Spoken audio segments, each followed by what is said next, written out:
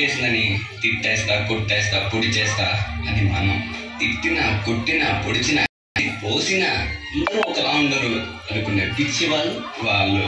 అరే, మన భార్యను ప్రేమగా చూసుకుంటాం, మన అమ్మని గుండెల్లో పెట్టి చూసుకుంటాం. అలాంటిది మన భూమికే అన్నమైన జన్మ ఆడ జన్మ.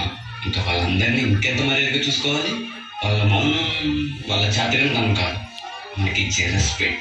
వాళ్ళు ఒక్కసారి మనం అనుకోకుండా నేను అనుకుంటే ఇక్కడ మనం ఎవ్వరూ ఉండం.